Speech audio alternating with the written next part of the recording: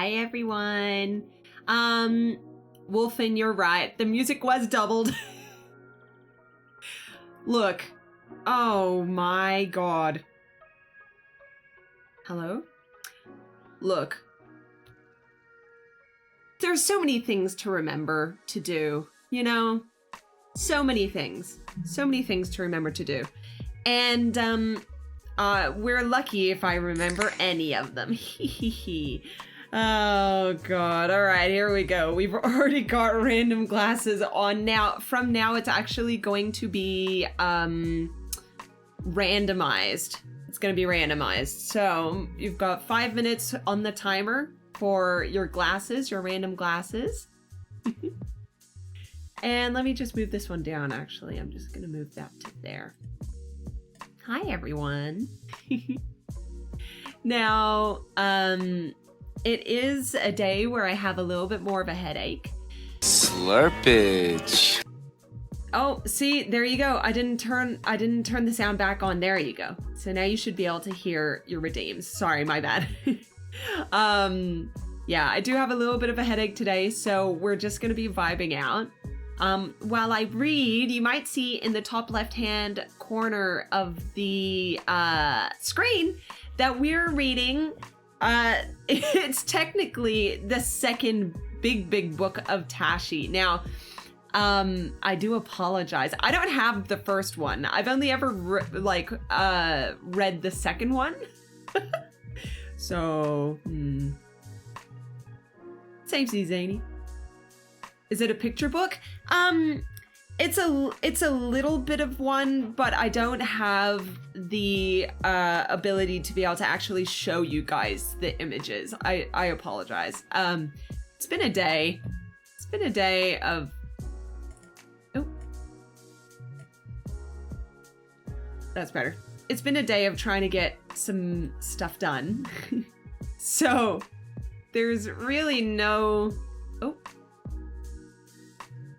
Stop doing that. Ah, fuck. I had it perfect before.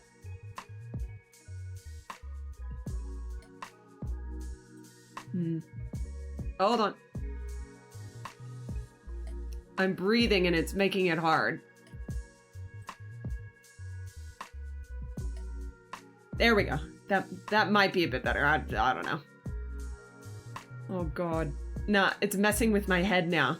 Is that better? That might be better. Anyway, so we were hanging out today. Thank you. Thank you for the head patty. Oh, and Dino Nug, thank you for following. Sorry, hi. Yeah, so up in the left-hand corner, you might see that we've got the book that we're going to be reading today. So unfortunately, I don't have the ability to be able to actually show you the images in the book. But I'll give you a blurb that's on the back of the book. I'm breathing and it's making this hard.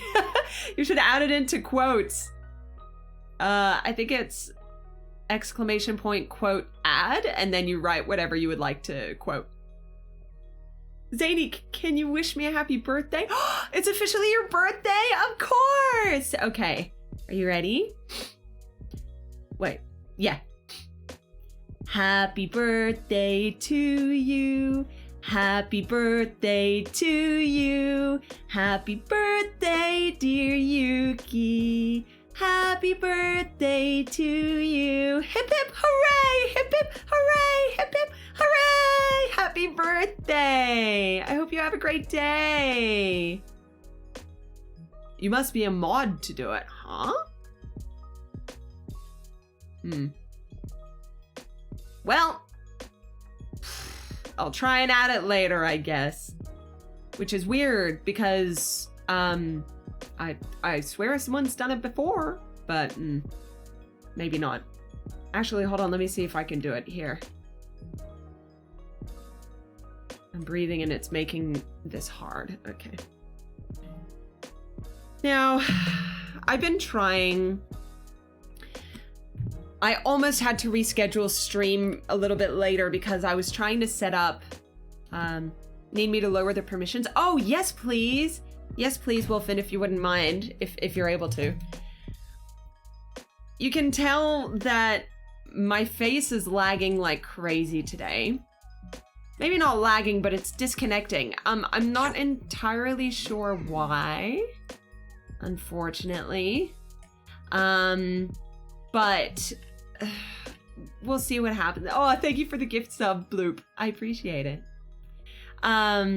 Yeah, so I was trying to set stuff up and then something happened and I couldn't connect anything and things were going to shit and I finally got my everything reconnected. And now it's like cutting in and out. So it is what it is. We'll see what happens. Bloop, thank you so much for the second gift sub. I appreciate it. But yeah, so if I do cut in and out a little bit today, I do apologize. It's their birthdays? Wait, Lance, is it your birthday? Is it your birthday? Oh. Tell me and write it in. Is it your birthday? I'm ready. And I'm glitching because I'm just so excited.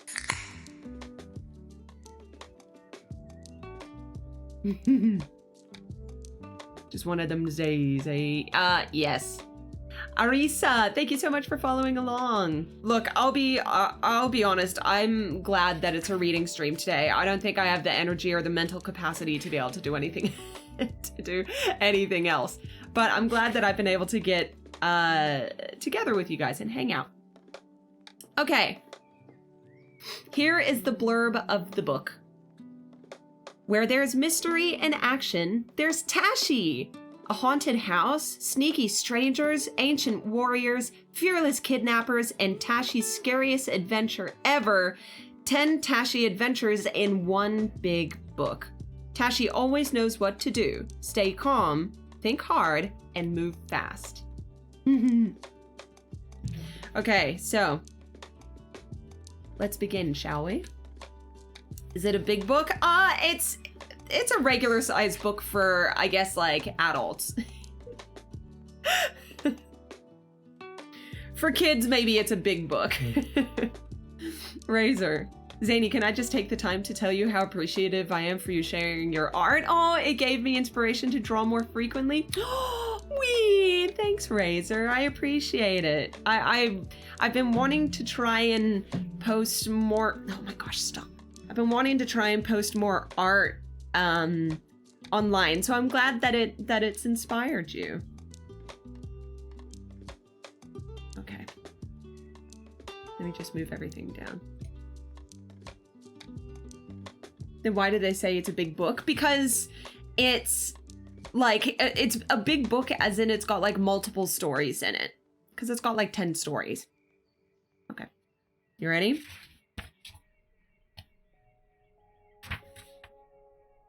Oh, by the way,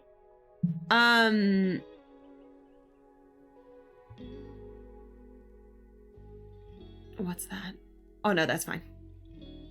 By the way, before I get into it, it makes more sense if I just quickly preface by saying Tashi is an imaginary friend of a little boy named Jack. So just a heads up that because they might not actually mention it in the book, okay? Okay. The first story we're reading is Tashi and the Dancing Shoes. One Saturday, Jack invited Tashi for lunch to meet his Uncle Joe. He's my father's brother, Jack told him proudly. He's been traveling all over the world. That's interesting, said Tashi. I wonder if he's ever been to my village. Well, ask him, Jack said excitedly. You can swap stories about snake-infested forests and wild escape from warlords. It'll be great. Tashi and Joe did have a lot to talk about. They talked all through the soup, well into their beef with noodles, pausing only when the apple cake was served. It's very good to meet an uncle of yours, Jack, said Tashi, taking a bite of his cake. Have you got any more? There's some in the kitchen, said Mum, hopping up. He meant uncles, Mum, said Jack. You know, if we asked all yours to lunch, Tashi, we'd have to hire the town hall. Tashi nodded. It's true, but I'll tell you something. No matter if you have 40 uncles and 56 aunts and 902 cousins, all of them are precious. He sighed. Take Lotus Blossom, for example. Who's that? Said Dad, scratching his head. An uncle? Tashi scooped up the last of his cake. No, Lotus Blossom was my cousin. We used to play chasings near the river in summer. Wow, she was a fast runner. Oh my god. There I am.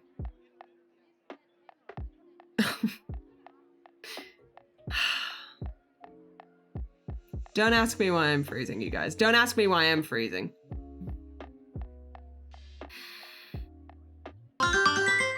Oh no, I'm frozen!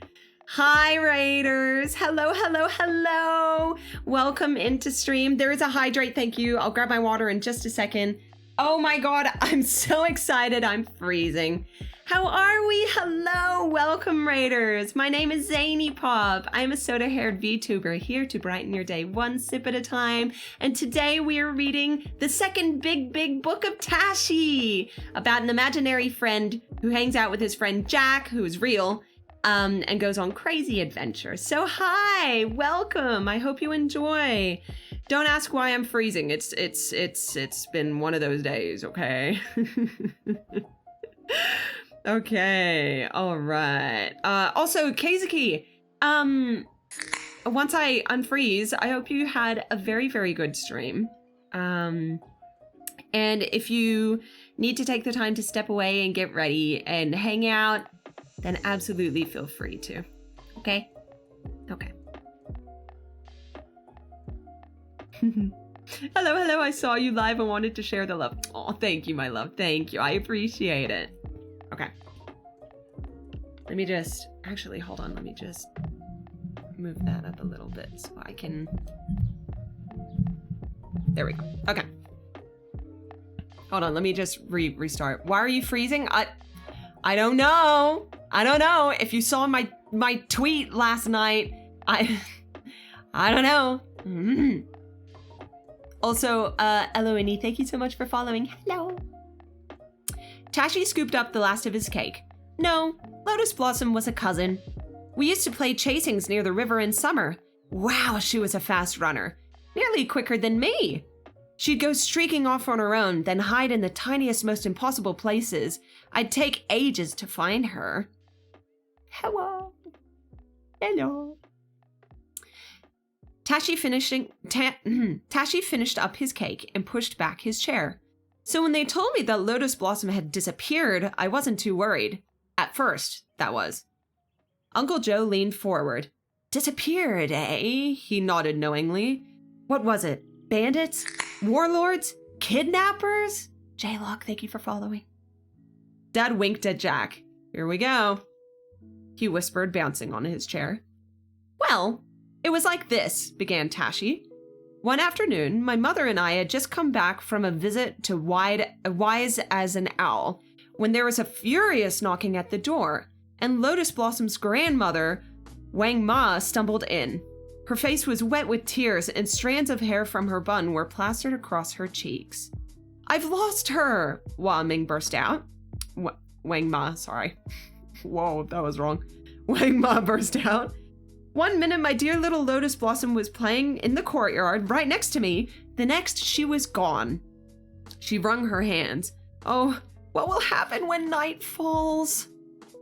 My mother sat down on a chair. I was just painting my screen.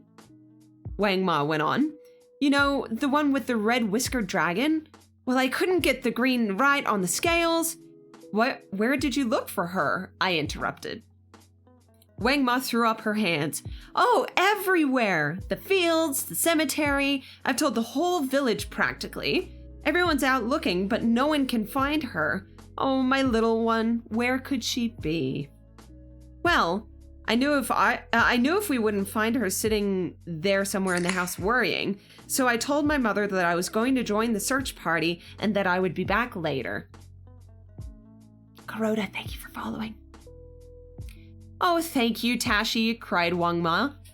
If anyone can find her, you will. I just know it. I wasn't so sure, but I crossed my fingers and gave her the sign of the dragon for luck. But as I walked toward the village square, a cold fear was settling in my stomach.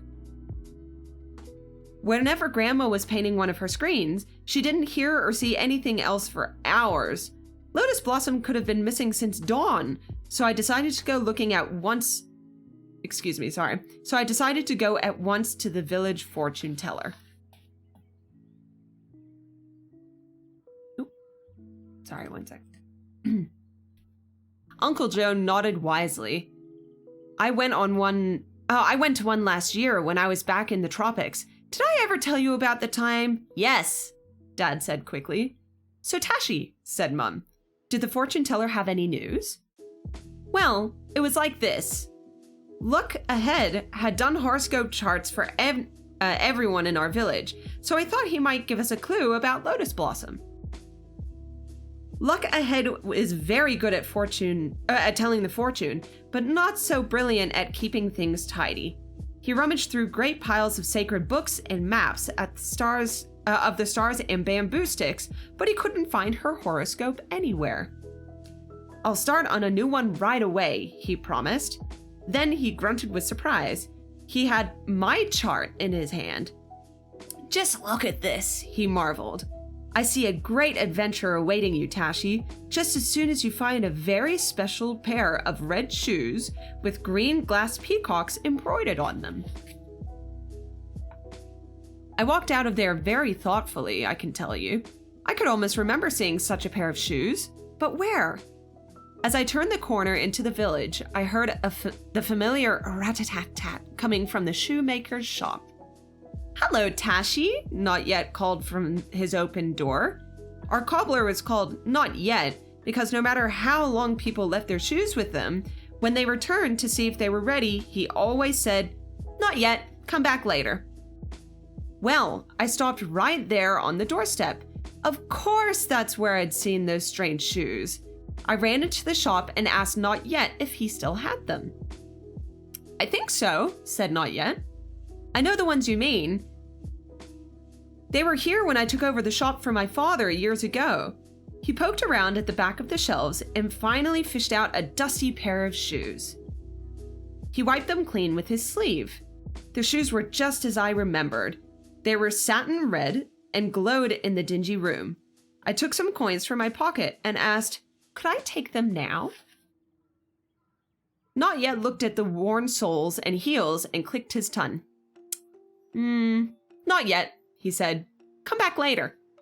So I went down to the river for a while and looked along the banks and in our usual hiding places for any sign of Lotus Blossom. After an hour, without a speck of dragon luck, I returned to the shop. Be careful with them, Tashi, Not Yet said as he handed the shoes to me. Be very careful. And he looked at me in a very worried way. Clutching them tightly to my chest, I ran as fast as I could to the edge of the village. The shoes glowed with small twin sunsets in my hand. When I stopped and put them on, my feet began to grow hot and tingle. I gave a little hop. At least, I meant to give a little hop. But instead, it was a great whopping leap, followed by another and another, higher and higher. I couldn't help laughing. It felt so strange. I ran in a few steps, but each step was a huge bound. In a few seconds, I crossed the fields and I was down by the river again. Well, even though I was so worried about Lotus Blossom, I have to tell you, I couldn't help being excited about the shoes. Who could? Cried Dad. No one could blame me for that. So I decided to run home. Just for a minute, to show my family. Oh my God. Why am I freezing?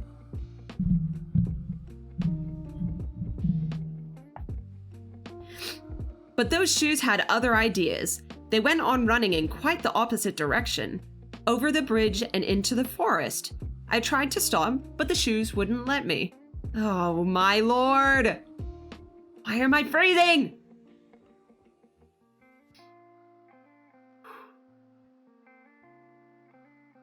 I tried to kick them off, but they were stuck fast to my feet. I was getting very tired and a little bit scared. What is happening with my model?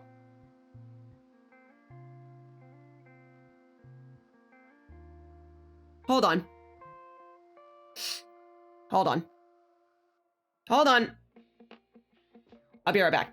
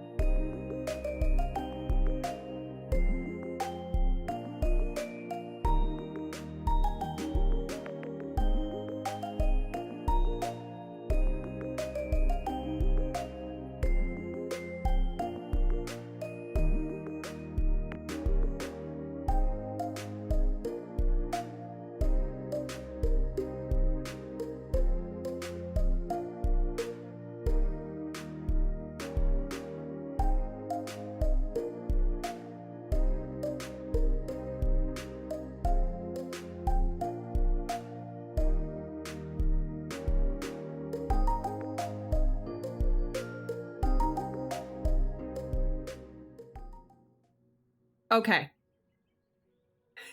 We've... Oh, no!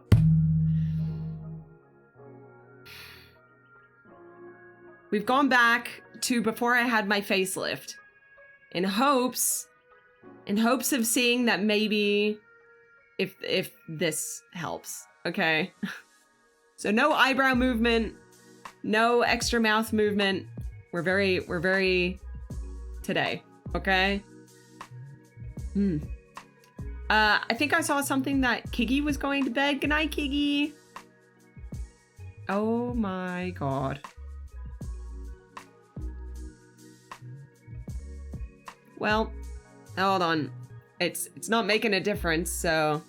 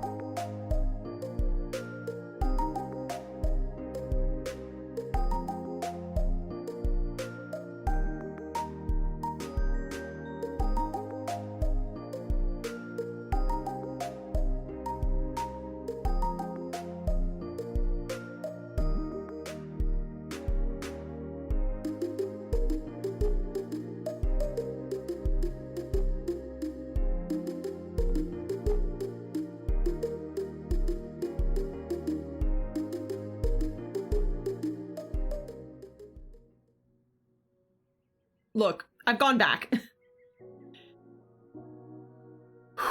We're just gonna deal with the freezing, okay? But hydrate, thank you.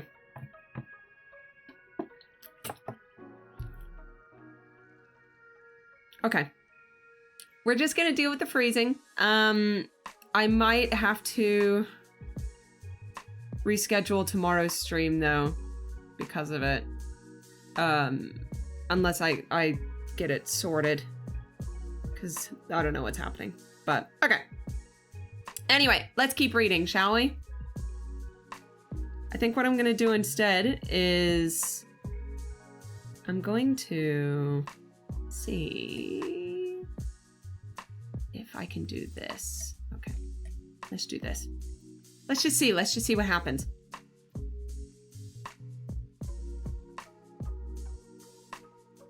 Okay, what if, and hear me out,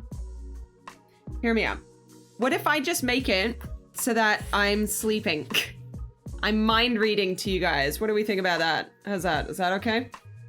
And maybe that'll help to stop distracting from the damn stream. How's that? Because it's genuinely really setting me off right now. I'm very frustrated. But I'm not gonna cancel stream because I owe you guys a stream. And I enjoy reading this book and I enjoy hanging out with you guys. So we're just gonna do this. Okay. All right. Let me just go back a little bit.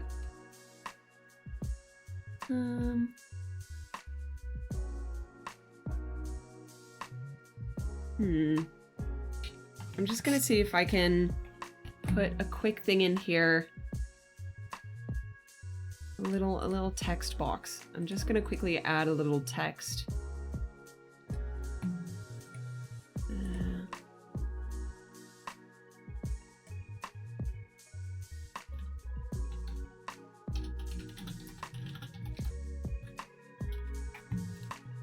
Okay.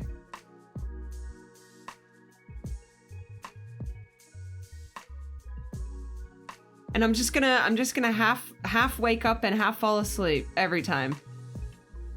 Okay. Okay. Okay.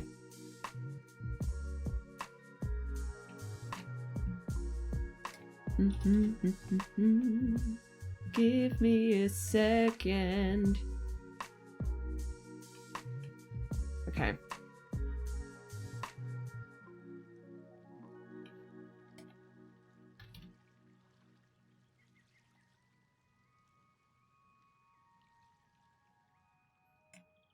Okay. Save. We're gonna do this, okay? We're gonna add this.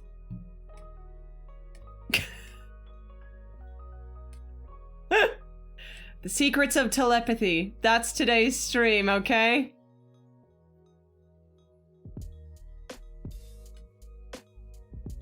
Okay. We're gonna do this. The secrets of telepathy.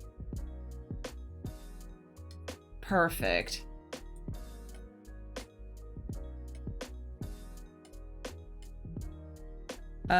And then actually what I'm gonna do is this. Zayni's using beautiful. Zayni's using secrets of telepathy. Okay? That's today's stream.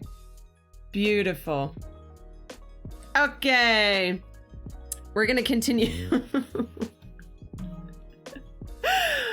Okay. Where were we? I'm just gonna go back a tiny bit, okay?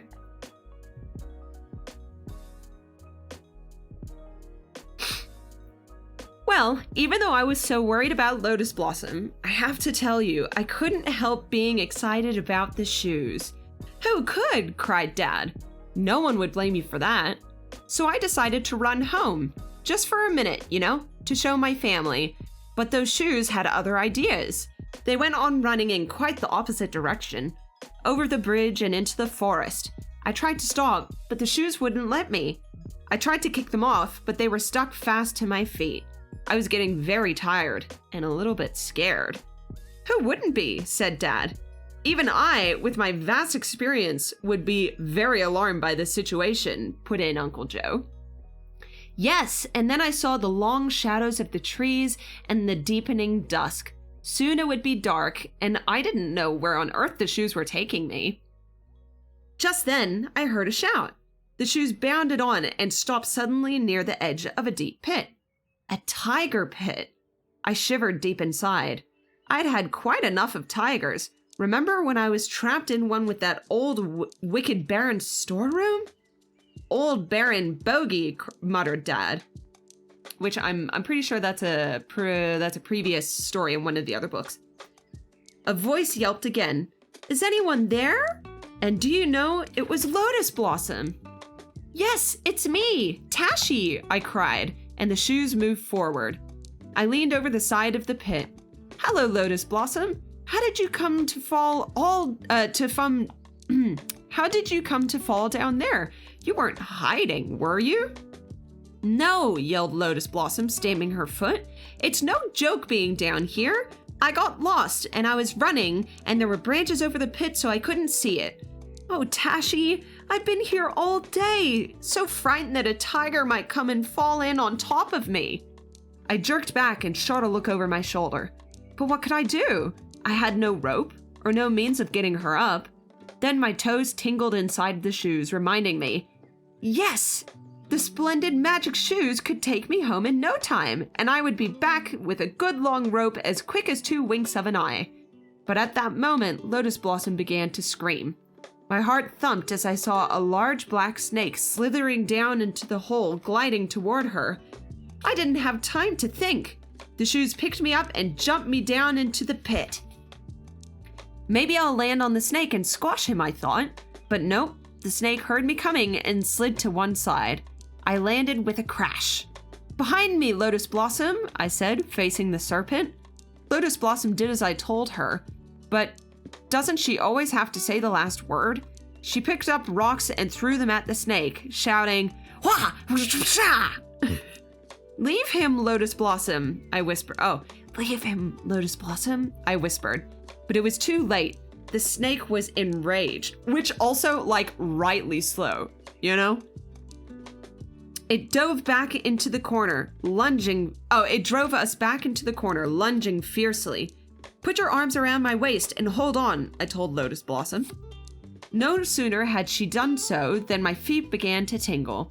The magic shoes jumped me straight up the steep side of the pit and out into the clean, fresh air. I hoisted Lotus Blossom onto my shoulders, and with a few exciting bounds, we were back in the village square. The bell was rung to call back the searchers, and you should have seen them racing joyfully towards us.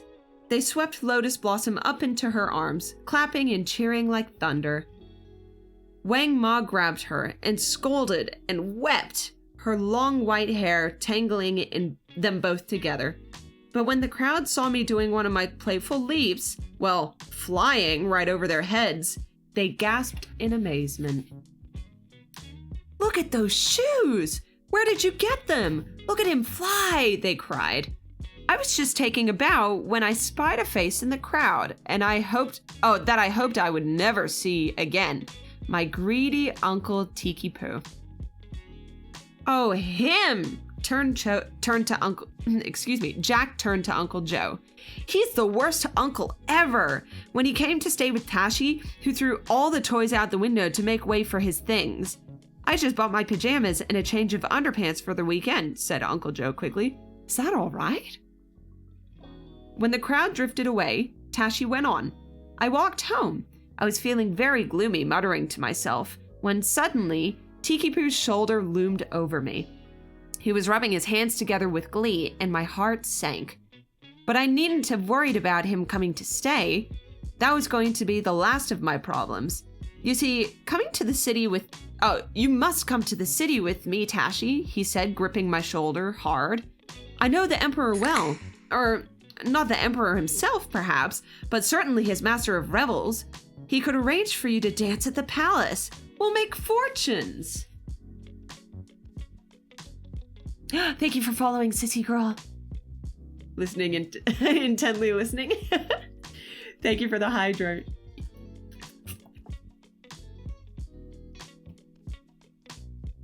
Also, feel free, everyone. You absolutely don't need to feel like you need to chat. If you just want to like sit and listen and fall asleep if you'd like, then, do that. We're all here. I'm napping on the screen, as you can see. I put myself to sleep. I'm using telepathy today, so absolutely have a nap. Why am I asleep? Ugh, why? Because I'm using telepathy today. Absolutely. Sometimes I wake up a little bit, but that's it. I'm lost in the story. I'm just enjoying myself. Perfect. We will? Our fortunes? I thought. Tiki Poo was very insistent, never letting me have any peace with all his drawing on. Imagine! The Emperor! The Emperor! So in the end, I agreed to go. The next morning, I wish I could show you this image. It looks so funny. The next morning, Tiki Poo stood on my toes. Yes, it hurt, but at least it was quick. And off we bounded. It was amazing. A journey that normally took days of walking was over in half an hour. Suddenly, we were at the front door of the Emperor's Master of Revels. Send the image on Discord? Okay, hold on. Where's my phone? Where's my phone? Where did I put it? Oh, there it is. I'll send you guys the photo.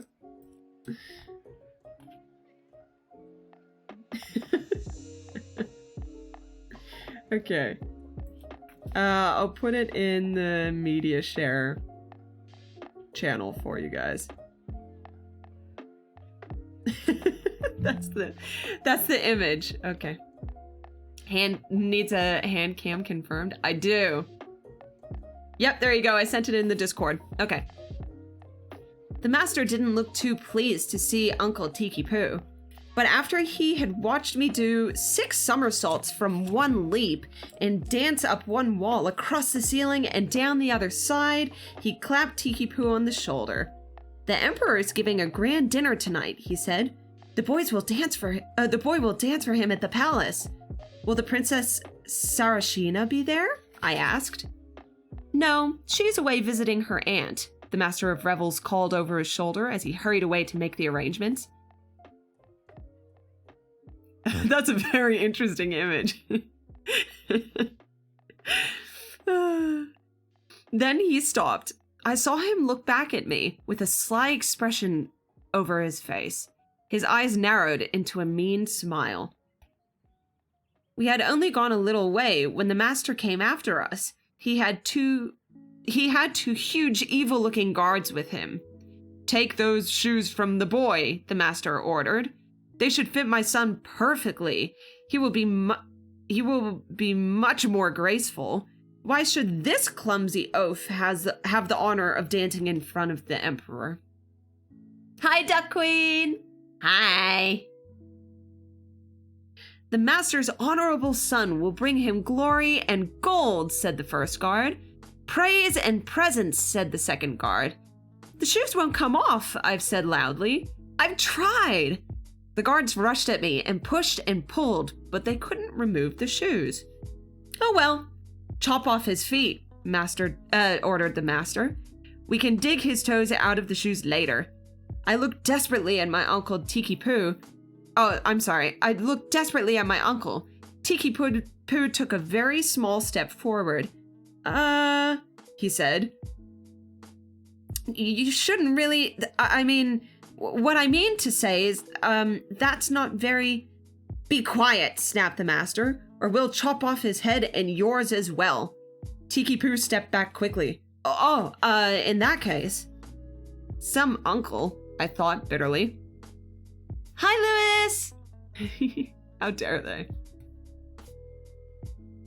The guard drew out his mighty sword and swung it up above his head. But before he could bring it down, the door flew open and Princess Sarashina burst into the room.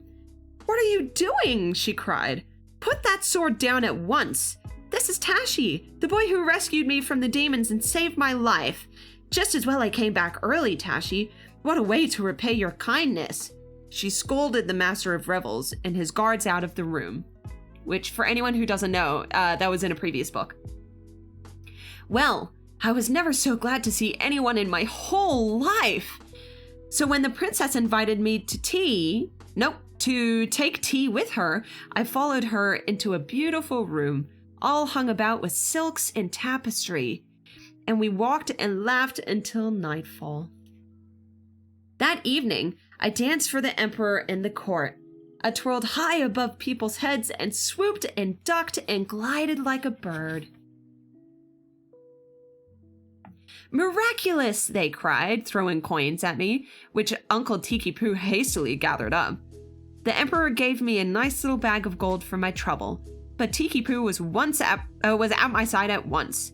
He whisked the bag from my hand. "I'll keep this safe for you, Tashi, my boy," he gleamed as he slipped it into his pocket. "Is there anything else I can do for you, Tashi?" the emperor asked. "Not for me, your highness, but there is something my uncle would like dearly." Tiki-Poo pricked his ears up and gave me a toothy grin. "And what is that, my boy?" the emperor smiled. "My uncle has always had a great desire to travel." Out of the corner of my eye, I saw that Tiki-Poo looked very surprised. I whispered something in the emperor's ear. "What? What?" cried Dad. I know, cried Uncle Joe. Well, the next day I returned home alone and went straight at once to see Luke ahead, the fortune teller. "You were right about the shoes," I said, "but I've had enough adventures for the time being, and I'm so tired. Can you tell me how to take them off, please?" "Nothing could be easier," said Luke ahead. "All you have to do is twirl around 3 times, clap your hands, and say, 'Off shoes.'" I followed his instruction, and oh, the relief to wiggle my toes in the cool dust. I carried the shoes home and carefully placed them in the bottom of my playbox. "And Tiki-Poo hasn't come back with you?" my mother asked when I told her about the grand dinner and the Emperor and Princess Sarashina. "No, he couldn't. A ship was leaving the next morning for Africa, and the Emperor thought it was too good an opportunity for Tiki-Poo to miss, seeing as he likes to travel so much." My mother gave me one of her searching looks. "What a clever Tashi," she said at last, and smiled. There was a little silence at the table. Then Dad snorted loudly. "Some uncle, all right, that Tiki-Poo. Of all the lily-livered, cowardly...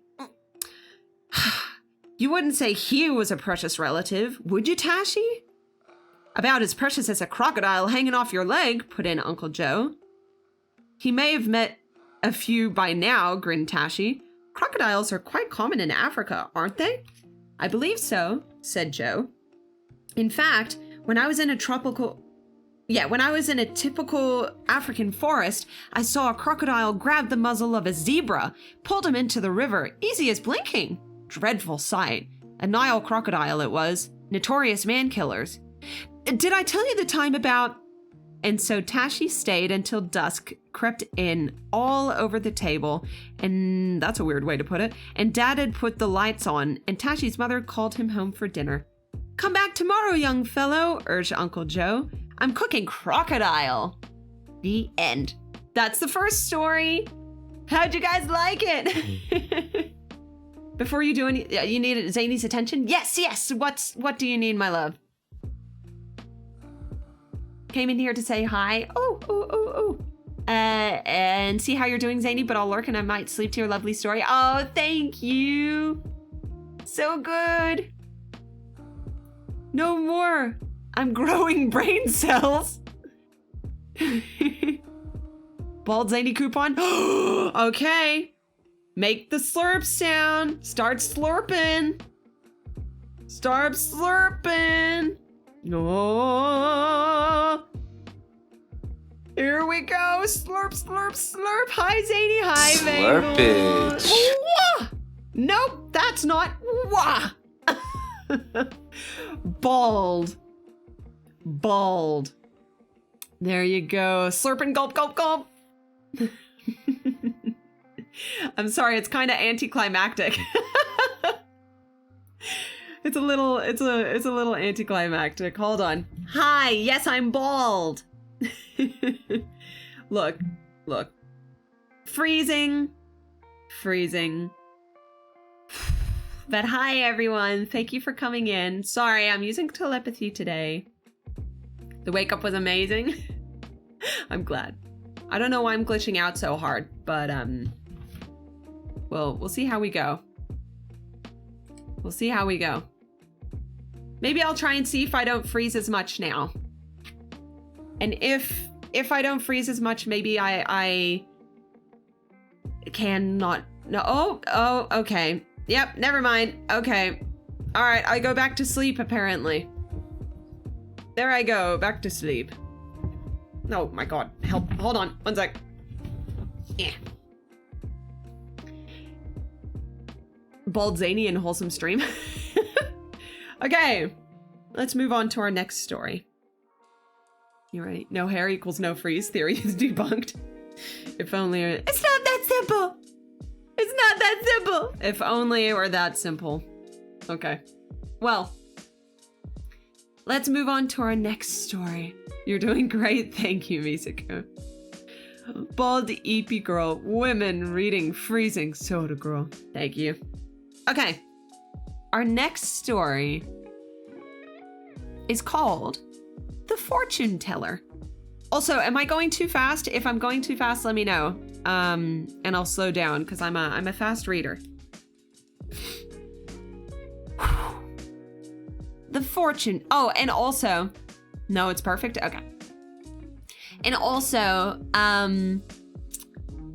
for all of these stories, from what I can tell, Tashi has come over to like have dinner or something with Jack.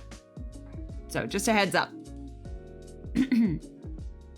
I'll try and do voices for this one. I'll try and do voices for characters in the story that Tashi tells. The Fortune Teller. Bye, Yuki. Zayni, I'm sorry I have to go. You know, sleep, shower before stupid human things. Ugh. But I hope you had the great rest of your stream. Thank you, my love. Thank you so much. I really appreciate you being here. Thank you. Okay.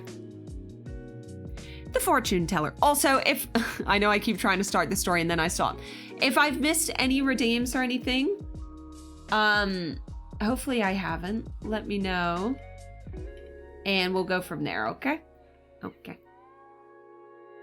Your reading is at a good speed. Telepathy is perfect. Mewtwo would be proud. Thank you, my idol Mewtwo. Oh, damn. Okay. I'm actually going to start now. The fortune teller. Funny how crocodile tastes almost exactly like chicken, remarked Dad. Yes, same chewy white meat, said Mum. Uncle Joe stared very hard at his plate. Actually, he said after a long pause, they were out of crocodile at the supermarket. Fancy! In Tiabulo, where I've come from, you can buy it everywhere. Canned, baked, boiled. Great for late night suppers when the fish aren't jumping. Thank the stars we don't live in Tiabulo, whispered Dad to Jack behind his hand. It was Sunday, and the family were sitting down to lunch. It was a late lunch because Uncle Joe had taken ages to cook it, but Tashi had only just arrived. He'd been making the dessert. Have you ever tried ghost pie? Asked Tashi. It's a secret recipe learned from a ghost I once knew. No, said Uncle Joe. But I remember a fortune teller once said, look ahead, said Jack. No, another one in the Caribbean islands. Anyway, this old man told me when I was 43, I would visit my brother and meet a wise young lad who would offer me the most mysterious dessert. Aha! Dad smacked his forehead. Ghost pie! Eat a slice and walk through walls. What's more mysterious than that? Your fortune came true then, didn't it? Sometimes it does. Soda. Sometimes it does, Tashi said slowly.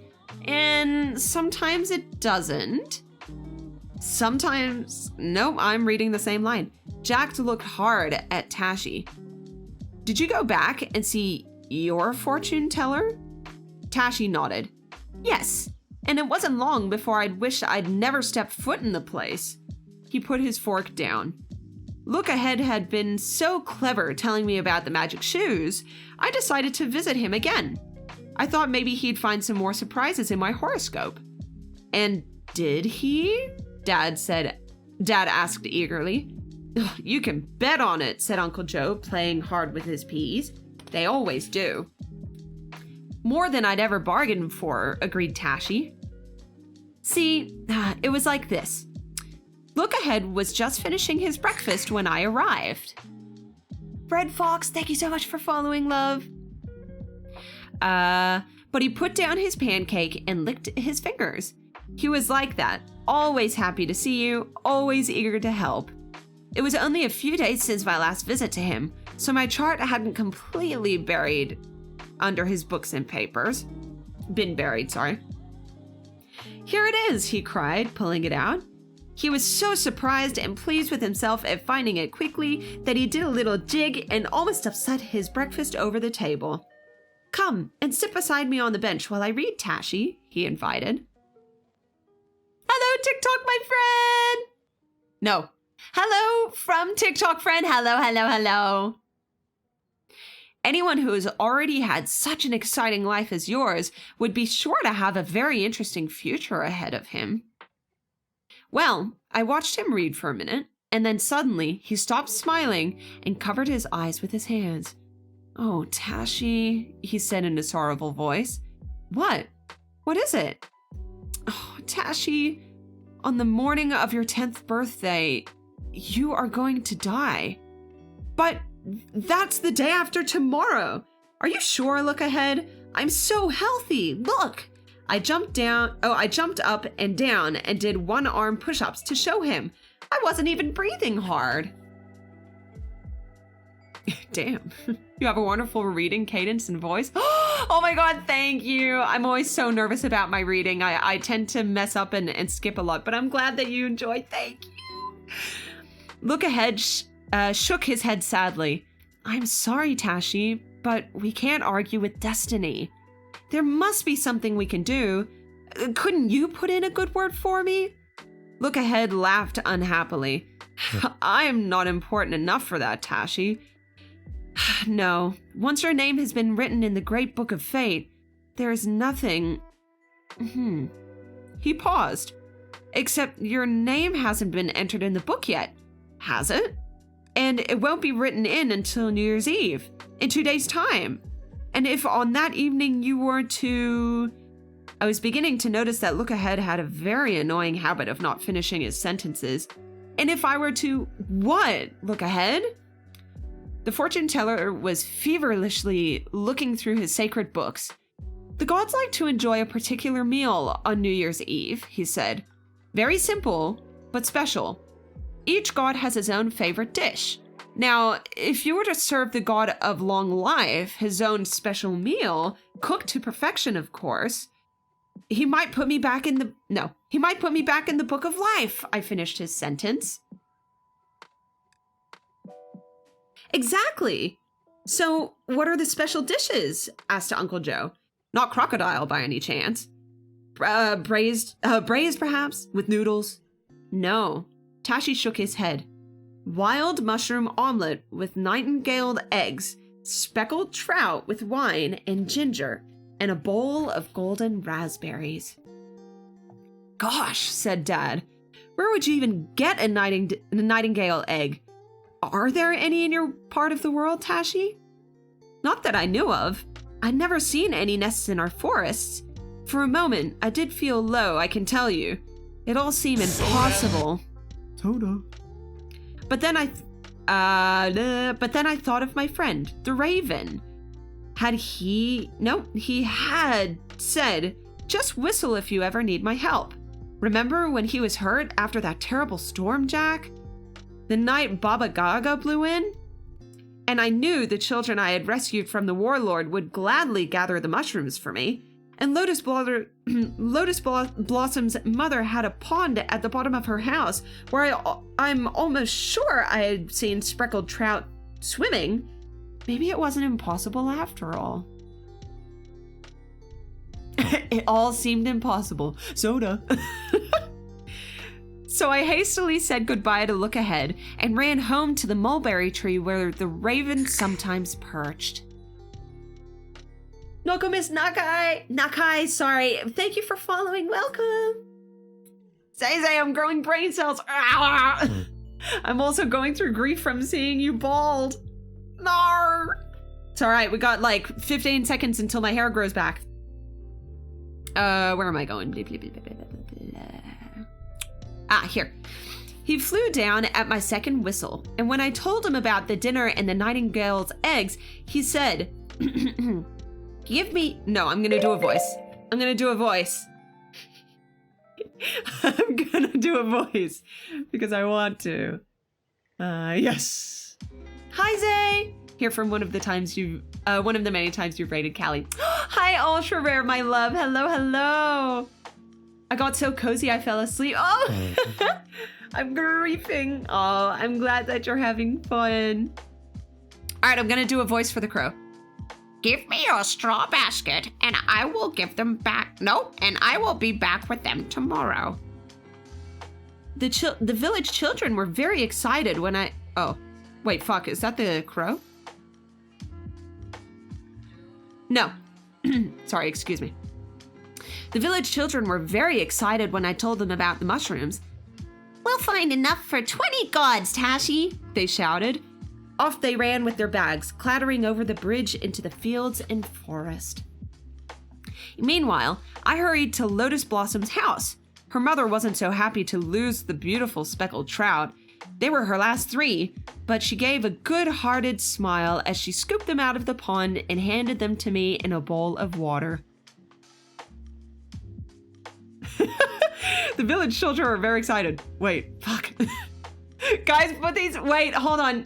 Wolfen, did we end up opening up the quotes? If we did the quotes, I would love to be able to have everyone like put in quotes and things that I've said. If they enjoy the way I've said it, of course.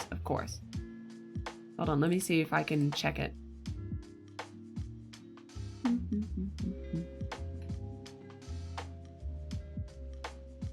Oh, I don't know if I can.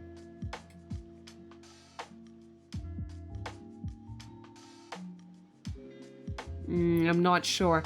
But if you guys like a quote or you have something that you would like to quote, maybe pop it into the Discord in one of the channels, maybe just a regular chatting channel, and I'll go through afterward and I'm gonna add them in because I always feel bad about it. Yeah, it seems like, I don't know why it's saying you have to be a mod. Hold on. I'm actually interested now. Hold on. I'm just gonna see if I can update it real quick.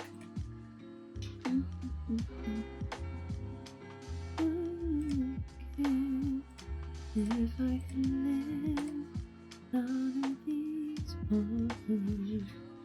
Quote, where are you? Yes.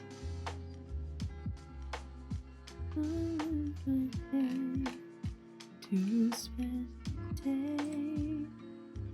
in the sun. Oh. It says everyone should be able to do it.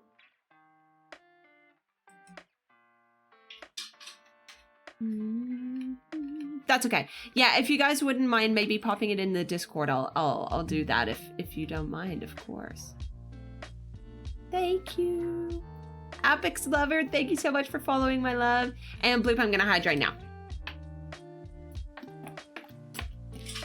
I wanted to... Oh, you could probably hear my cats. Hold on, let me just quickly... Hold on, one sec. Hello, Tiny. Oh, I'm sorry I spooked you.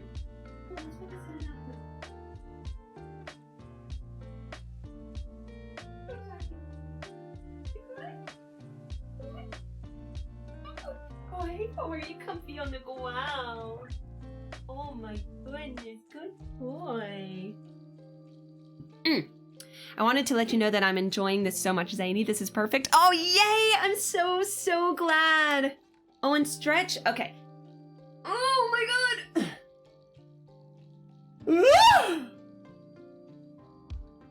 Oh my god. Okay, let's get back into it, shall we?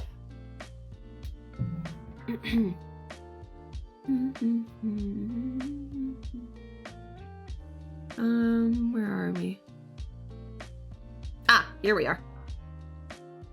Hold on, let me just quickly check. Yeah, okay, good, we're still going. Okay. Blah, blah, blah. I raced back to the square where Look Ahead stood, waving his hands. There was a great argument going on in the village about who would be the best people to cook the dishes.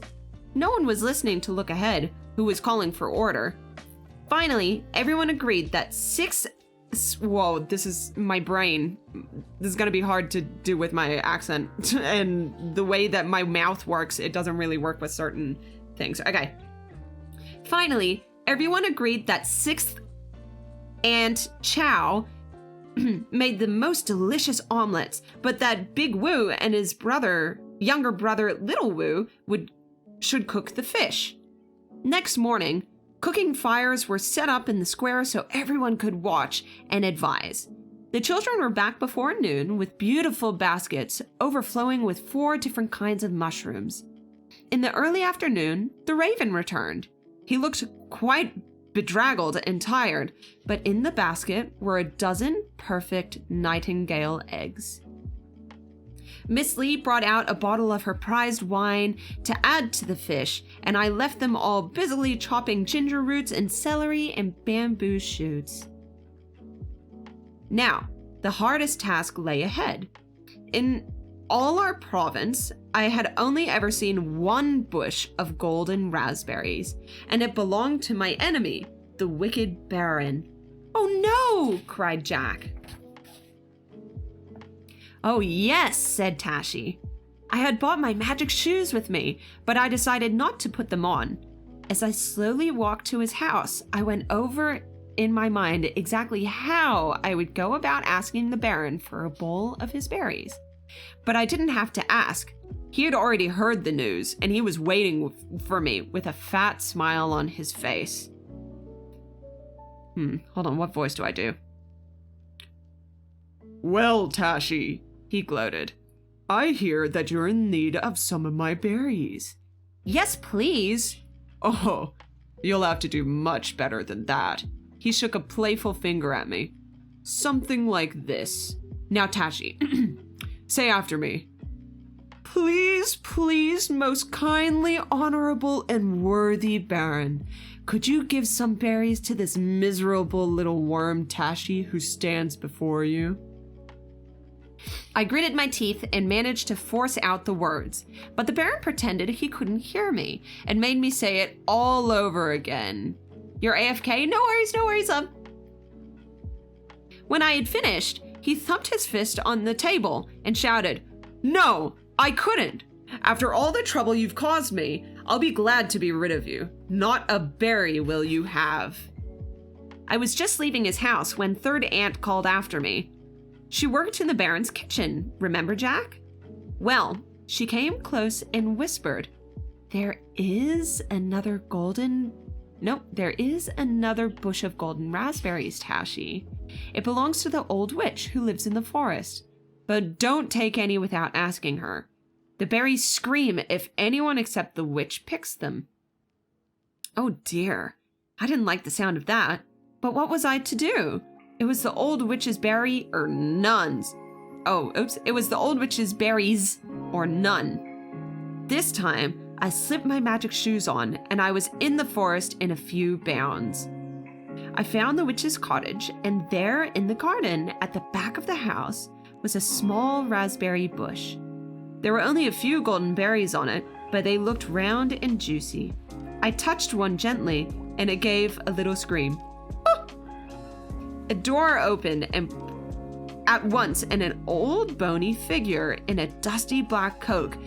Coke? Oh, I'm thirsty apparently. Oops, don't mind me.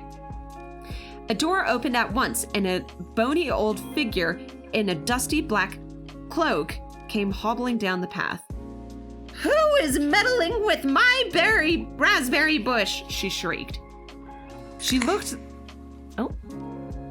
Really, Veen? Thank you so much for following, lovely. Oh, and Ash, I'll hydrate now.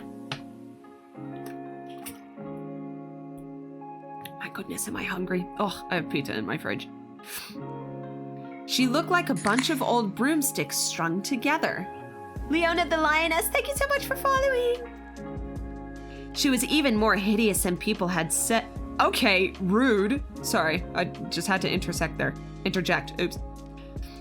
She was even more hideous than people had said.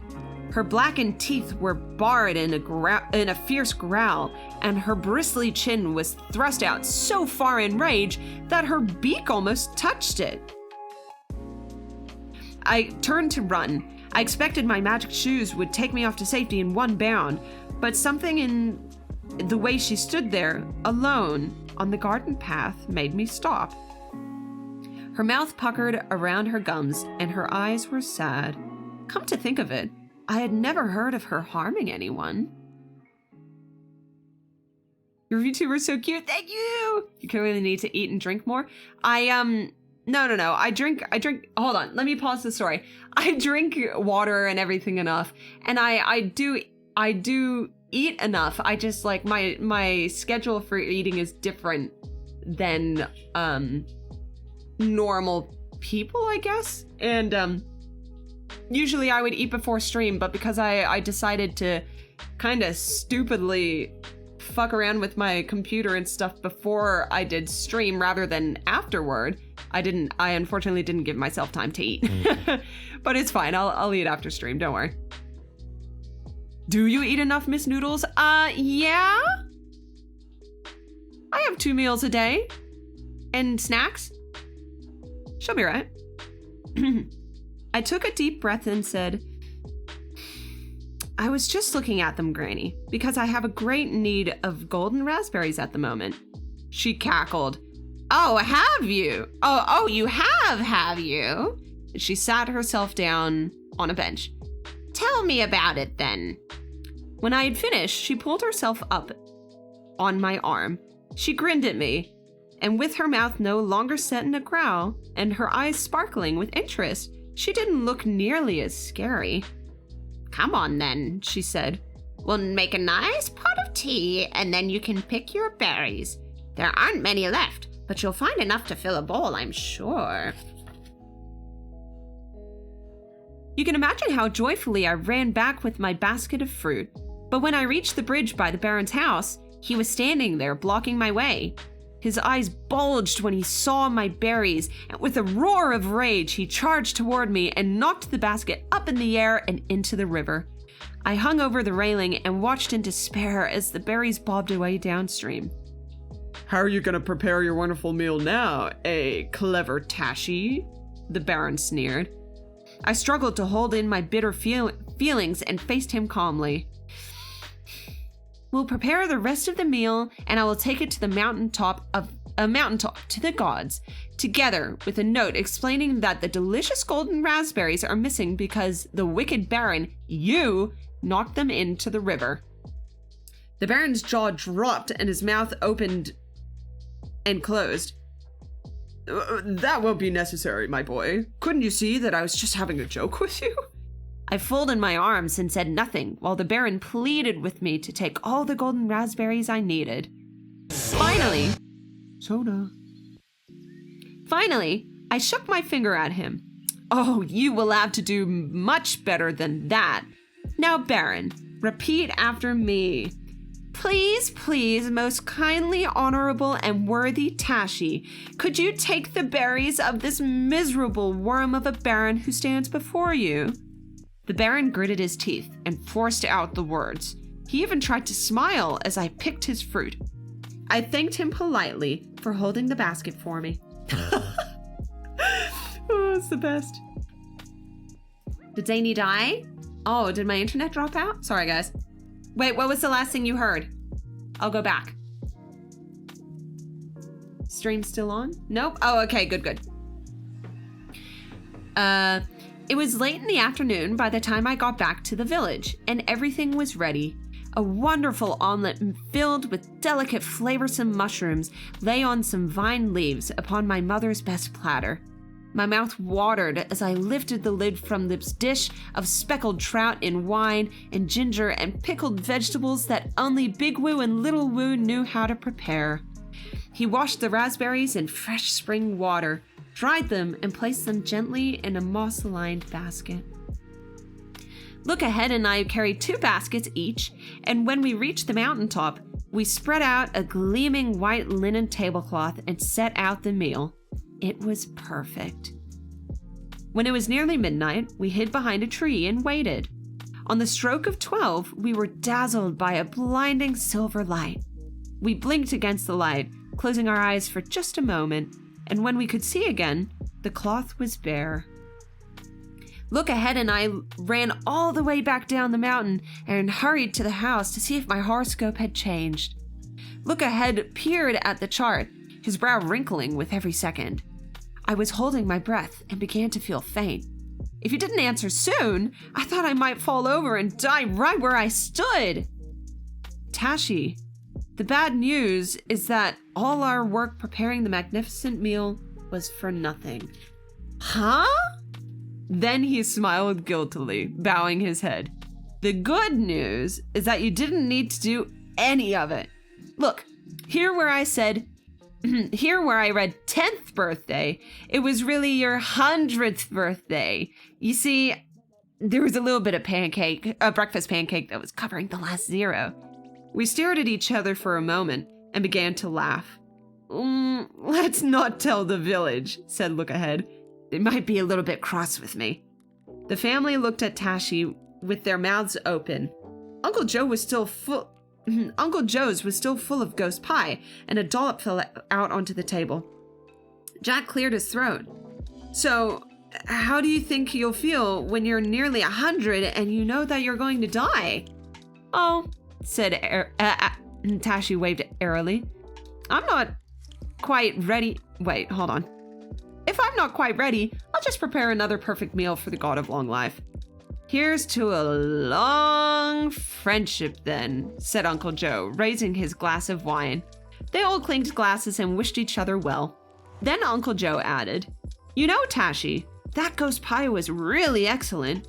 It's given me a lot of energy. I think I'll just go stretch my legs after that long meal. And he rubbed his hands together with excitement.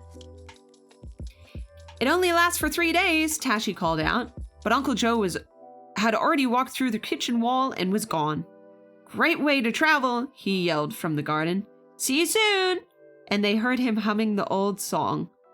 No walls can keep me in, no women can tie me down, no jail can hold me now, da-dum, da-dum, da-dum.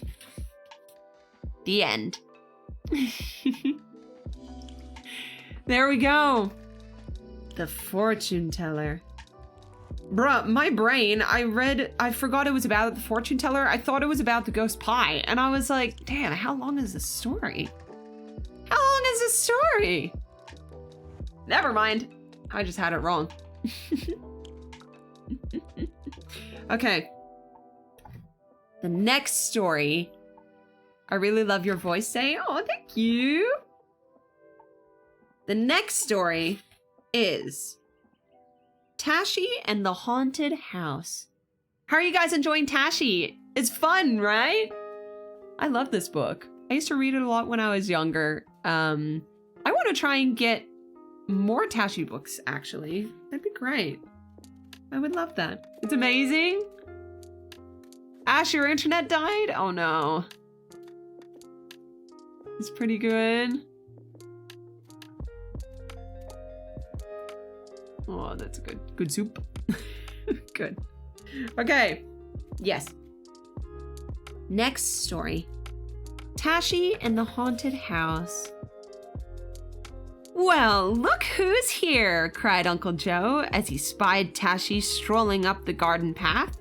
He leapt from his chair and sprinted across the lawn. I was just thinking about you, my boy.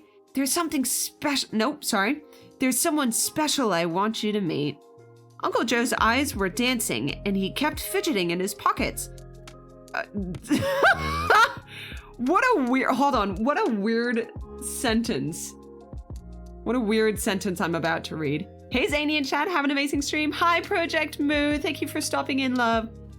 Hold on, this is such a weird sentence to read. Ready? Uncle Joe's eyes were dancing, and he kept fidgeting in his pockets and sucking at his mustache while he shot quick, shy glances around the garden. I can imagine him sucking on his mustache very vividly, actually. It's a perfect way to... it's a perfect way to describe him. What did I just join in for? Oh yes, I too suck on my mustache when I'm nervous. Thank you for the biddies. Your hair is orange, by the way. It is! What in the goddamn? Yeah. The rest of the family... Whoa!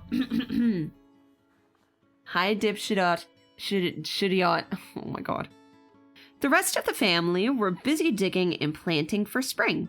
Tashi saw a new herb planted near the steps, and Jack was potting a tomato plant. Suddenly, a dark-haired lady stepped out from behind the box hedge. Primrose, there you are, Joe cried proudly. Primrose smiled and put out her hand for Tashi to shake. Uncle Joe looked from one side to another, beaming. I met Primrose up north, you see, when I was camping by a river jumping with Barramundi. Oh, so that's where you went after you walked through the kitchen wall, Tashi asked with interest. Yes, and I told dear Primrose all about your ghostly adventures, Tashi, and she and I fished by the river in the moonlight and fell hopelessly in love. Do you know, Primrose is not only the best angler I've ever met in my time, but she's also an amazing musician, a percussionist. Words are hard, yeah. I just tap on things, Primrose said mildly. She picked up a teaspoon lying on the table and tapped lightly on the glasses and jugs, making a tinkling little tune. What I like best, though, Primrose said confidingly to Tashi, is to make sounds with things from the natural world. I'm always searching for different curious things to tap. Just then, Jack came over, his hands black with dirt. Do you know, Tashi, Primrose can make scary, ghostly noises with just with bottles and wooden things?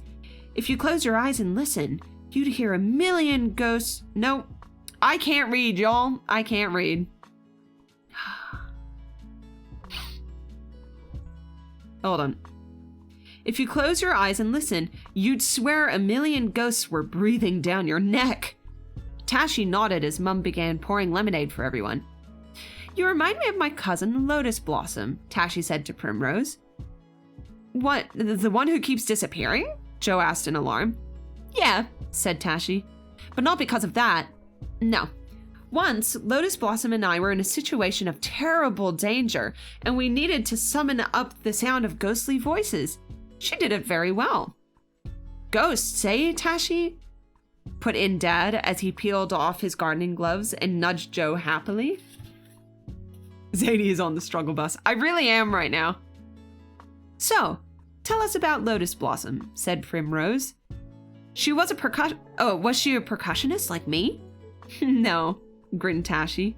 She was a pest, but she did have some good ideas, especially when it came to the haunted house.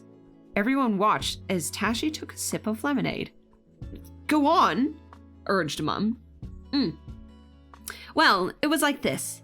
Ever since I can remember, the ghost house has been there, crouching in the gloomiest part of the forest. No one from our village had set foot in that place, ever. Well, not for 30 years anyway. Not since something dreadful happened to the old couple who used to live there. We children could never find out exactly what happened. The grown-ups would look frightened when we asked about it and say, we don't want to talk about it. Jack snorted. That'd be right. Sometimes we'd scare ourselves sick by running past the house or dare each other to go right up the path. So far, Chu, I actually dared to creep up and knock on the door. Then, one winter's evening, Chu's father caught up with us on the way home. He had been in the forest burning charcoal, and his hands were black with soot. They looked a bit like yours, Jack.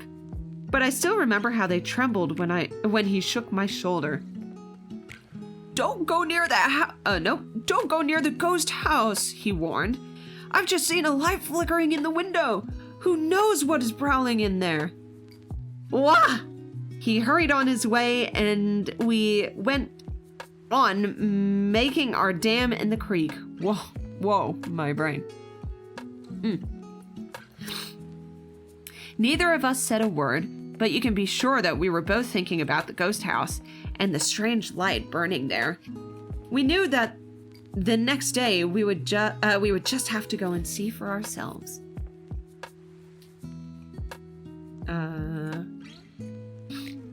Darkness comes early in those winter afternoons, so we hurried through the forest, our hearts thumping at every bird calling or branch snapping.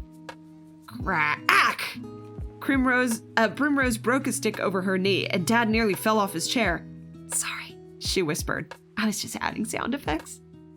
Well, Lotus Blossom came with us that afternoon because she hates to miss out on anything. FOMO, for real. Me too. And besides, she said she would tell Achu's father if we didn't let her come. Off she went running as fast as she could through the trees, far ahead of us until we lost sight of her. But when we drew near to the house, wasn't she leaning against a tree, panting with a stitch in her side? I couldn't help laughing, but then Achu said that he had to stop too because he had a pebble in his shoe and a sore foot. So I had to go up the path alone. If you want to use 8-ball, PHA, hi love. If you want to use 8-ball, you can do exclamation point 8-ball and then space and then type your question and it'll give you an answer. So you can write a question with it. I crept slowly along over patches of damp green moss and through vines as thick as your fist. The house rose up before me, dark and full of shadows. It was like an animal in its lair, half hidden by the webbed shade of the trees. The latch lifted stiffly in my clammy hand, and the door creaked open. Come on, I called over my shoulder and waited as Achu and Lotus Blossom pushed each other up the path. I went first. It was black as a bat's cave inside and smelled of mold. The further in we crept, the colder it grew. It was like walking into a grave. Something sticky and soft brushed up against my face. Ugh! Spider webs! When my eyes grew used to the dark, I saw dust hanging in long strands from the rafters, like ghostly gray ribbons.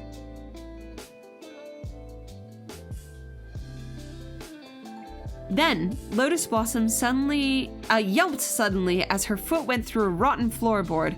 She nearly fell through the hole. "I thought something grabbed my ankle," she whispered. We clung together, listening to the silence. Even our breathing was loud. And then came the sound of a careful footstep from the room above our head. Ah Chu moaned. I stepped forward. "Is anybody there?" I called. We heard a creak and a flurry of steps, and then crash! Soda. A great beam that had been holding up the ceiling came hurtling down, landing in a huge cloud of dust just millimeters from my nose. We all reached the door at once, so for a moment, no one could get out. Achu was quite plump and almost filled the doorway by himself, but he and Lotus Blossom finally pushed through, and we were down the path like pellets out of a pea shooter. I was about to follow, I can tell you. Quick, quick! Slurpage. Quick, quick! Didn't you get out of there? Cried Jack. Well, I looked back, just for a second, and there, sprawled among the rubble of the fallen ceiling, was a young woman. She lifted her head and groaned. So I raced back to her. Are you hurt? Have you broken something? Achu moan is one now. It's Achu like a sneeze. Achu. She tried to stand up. "My ankle aches terribly," she whispered. "Oh, I knew the floor was rotten, but I was so frightened. I thought you were someone sent by my cousin to take me back." She looked at me closely. "You're not, are you?" "No, I'm Tashi. I don't even know your cousin. Why are you so scared of him?" "When my mother and father died, my cousin Bu Li moved in. I always hated him. He's so much more older than me and as strong as an ox. He kept me locked in the house from morning till night, dyeing his silk." RJ, thank you for following, love. Oh, did you hear that? That was my tummy. "You'll stay here and be my slave," he bellowed at me every day. "until you tell me where you've hidden that emerald ring your mother left you." But I wouldn't. She told me before she died that I could use it to start a new life, and that's what I was going to do. Ningjing was her name, Ningjing, for that was her name, pulled out a little bag hanging on a string around her neck. I looked at the ring respectfully. It was the first emerald I had ever seen. It was green like the moss outside, green like a cat's eyes in the dark. Damn the VA though. You like it? Can someone open my soda can? My finger hurts. I would love to if I could, but unfortunately I'm sleeping. Zayni, go get M&Ms. I've got them here, but I don't want to be crunching. Zayni, please get a snack. I heard it. That's okay. That's okay.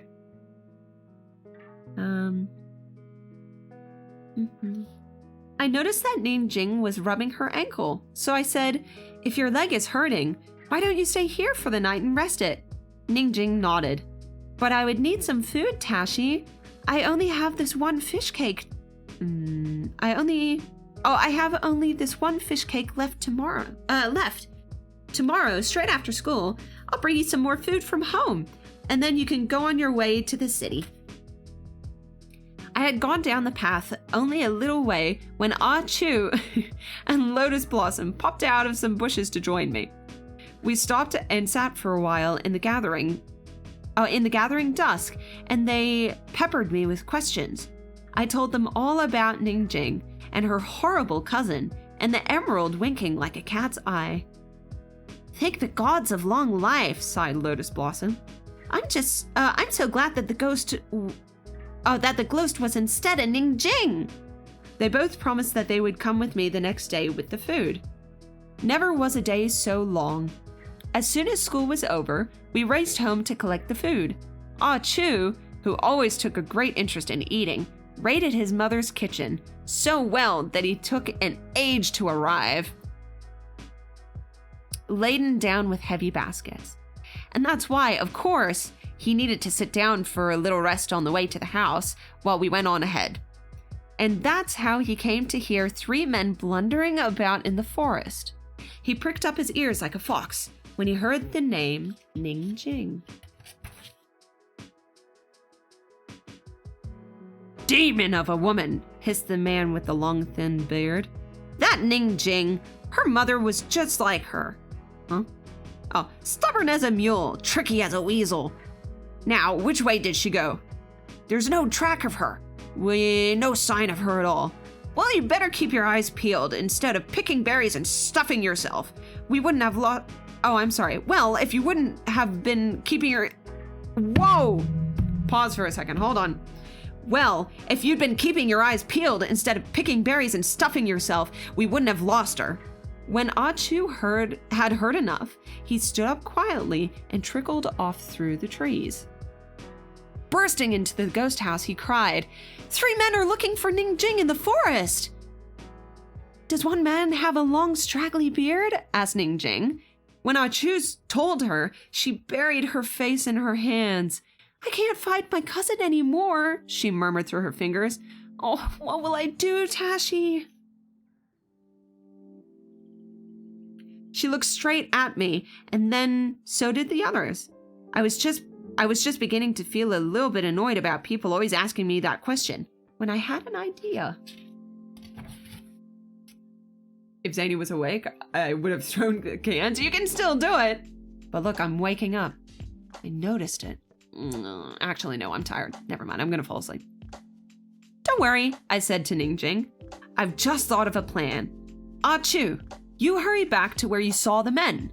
Tell them that you've seen a young woman, a stranger, in the forest, and that she's staying the night in an old empty house close by. Don't forget to mention that the house is haunted and something dreadful once happened there. Then I told Lotus Blossom that her job was to follow Ah Chu, but to stay hidden from the men. You've got to make sure that they're all thinking about ghosts by the time they reach this house. How? She asked. By making ghostly noises, cried Primrose suddenly, and she blew into the empty lemonade bottle.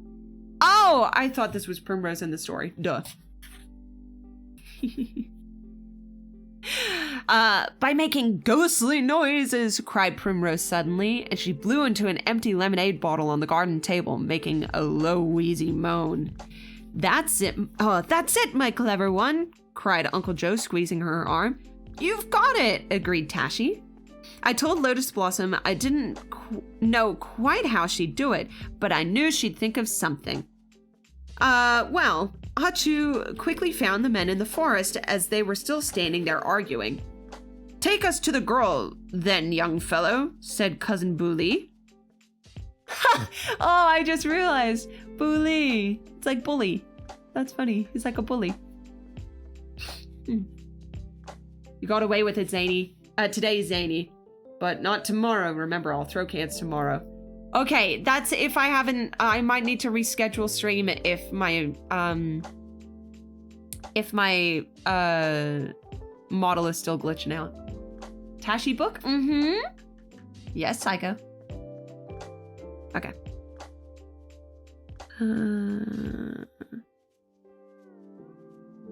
Take us to the girl then, young fellow, said Cousin Booli, and you'll have a little something for your trouble. Turning to his men, he laughed, and he'll get a fist in the belly if he doesn't.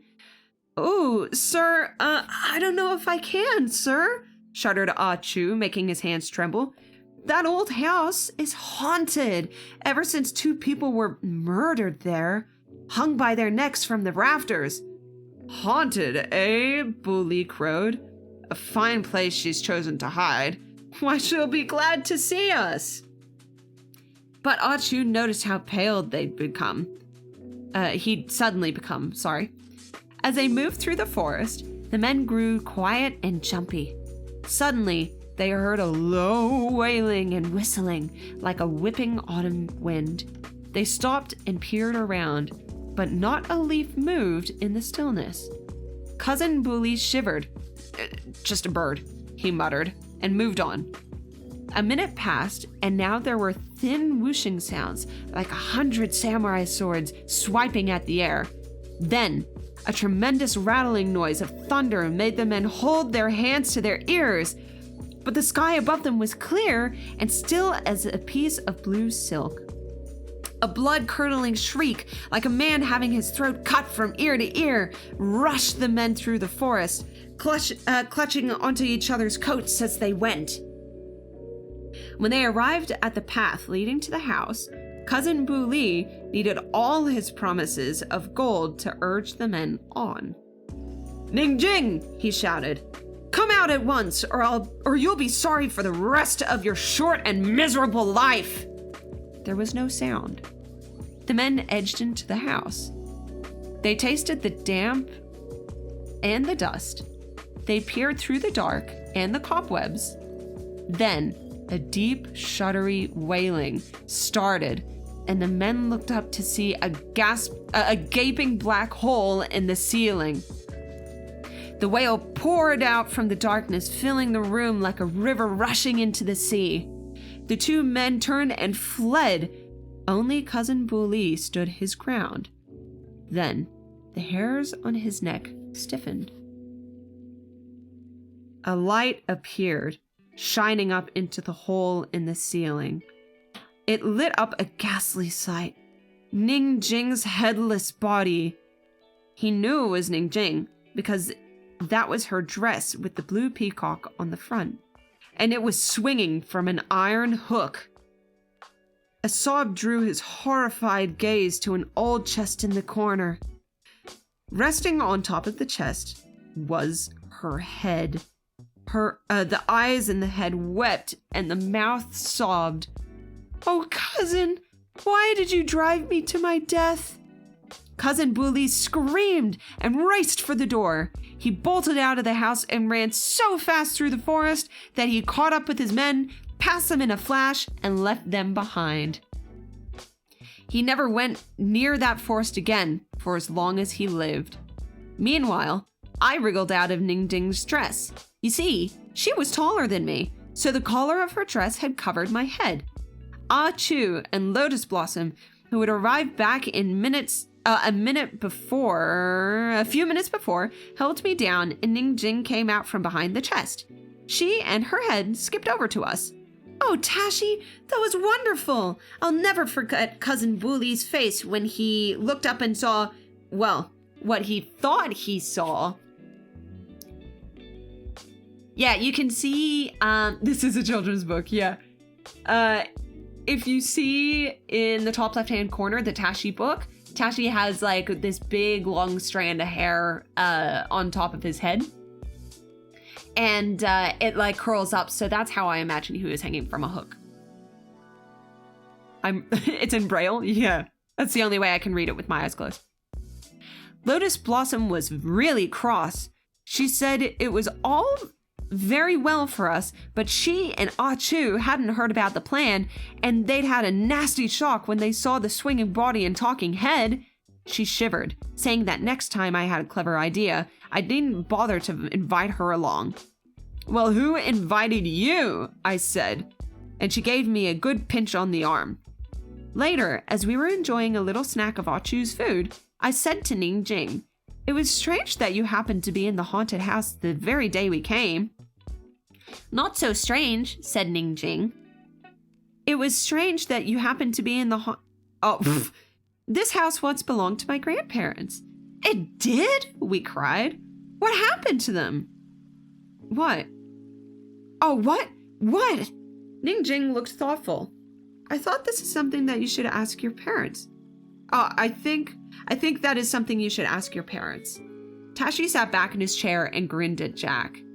And that was all we were ever able to find out. Jack said Oh, I'm sorry. Tashi sat back in his chair and grinned at Jack. "And that was all you were ever able to find out?" Jack said disgustedly. "All grown-ups are the same, even the young ones. They never tell you anything." "Some do. Percussionists do," said Primrose.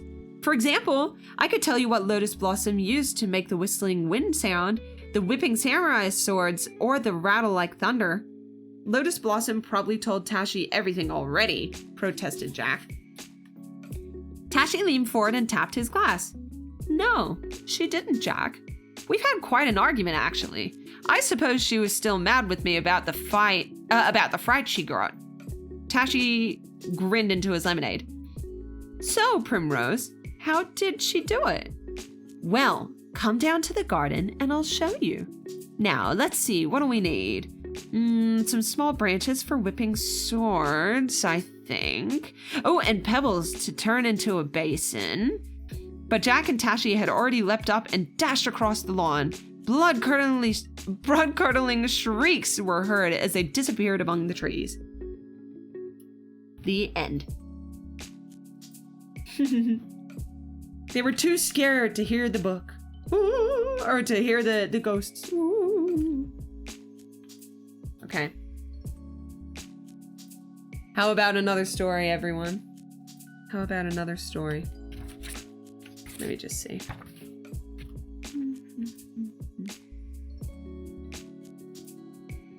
Yeah, let's do another one. The Big Race. Everyone's sleeping. Another? Okay. Okay. The Big Race. Jack burst into the kitchen on Monday afternoon. Guess what happened at school today? What? Cried Mum and Uncle Joe and Primrose, who stopped playing the conga drums to listen. Our class was in the assembly hall, and we were doing a stomping dance when suddenly the stage floor fell from beneath us. Batter the barramundi, was anyone hurt? Cried Uncle Joe. No, replied Jack. Mrs. Fitzpatrick leapt across the stage and saved Angus Figment, who was right on the edge of this great ginormous hole. All the teachers gathered around and asked why wasn't there ever enough money for public schools, and now they'd have to come up with another amazing idea for fundraising to fix the floor, when Tashi stepped in. Ho ho! Cried Dad, who had just come through the door. Yes. And Tashi said,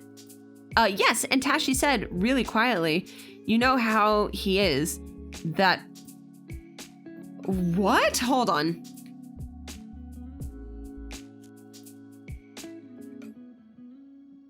Hold on, I gotta read this because my brain is just like, what the hell is happening? Completely engaged. Yes, and Tashi said really quietly, you know how he is, that back in the old country, he'd raised enough money to build a whole new school. Thank you. You're welcome. When all the teachers asked how, Tashi said, well, it was like this. Suddenly, the drums were filled with the kitchen was filled with a drum roll from the congas.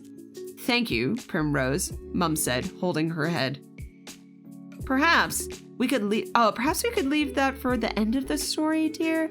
Yes, let's, agreed Primrose enthusiastically. Or better, what about one super duper roll for the climax and a soft furry one for the finish? Mum nodded weakly. So, how did he do it, Jack? That was so loud. What's the sound? Soda. Well, Tashi said everyone had known for ages that something would have to be done about their village schoolhouse. The walls were all wrinkly and powdery with dry rot. Sometimes the children could hear rustling sounds of white ants chewing at the wood. But it was an awful shock when suddenly one morning, luckily while everyone was outside, the large roof beam cracked and sagged. Just a moment later, the whole building slowly collapsed, and the walls quietly fell like buckling knees.